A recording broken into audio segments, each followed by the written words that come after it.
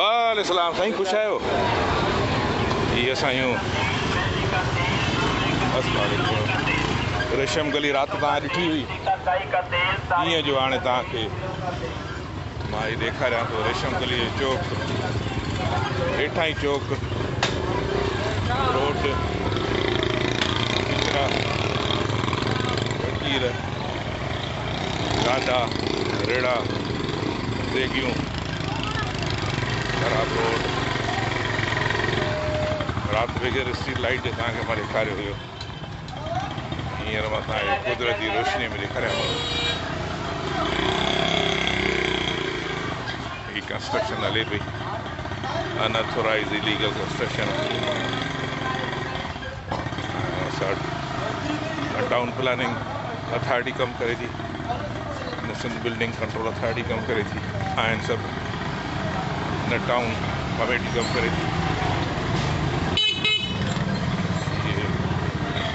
Road, किचरा, ही नालियूं,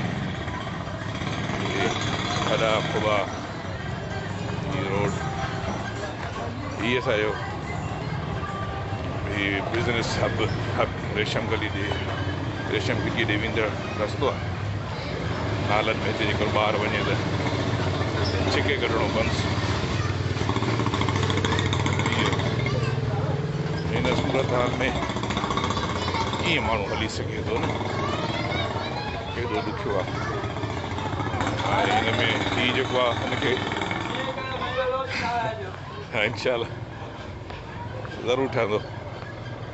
हिनखे हिन सूरत हाल में छॾे ॾियण वारा 12 सालनि खां वठी ही पीपुल्स पार्टी 13 सालनि में न हिनखे छती लॻी, न मरमत थी, बल्कि हे नालनि जा पैसा बि खाई विया। पब्लिक हेल्थ इंजीनियरिंग जी स्कीम में साही ड्रेन हुयो, हुनजा ॿिया हलिया, गरक थी विया। हीअ हूंदो Khalifa Ghulam Shabbir high school, primary school जिते असां पढ़ियासीं। हाणे हिते घर आहे, हाणे हुननि हिते न आहे। हीअ असांजो ज़कात उशर कमेटीअ जे ज़िले जे चेयरमैन जो हीउ घरु आहे। हाणे हुनजो हीउ रोड आहे। 3 साल चेयरमैन साहिबु रहियो, हाणे वरी 3 सालनि जे लाइ वरी ॿीहर हुनखे एज़ाज़ी ॾिनो अथनि। त वरी ज़कात जो ऐं हुन पाड़ो आहे,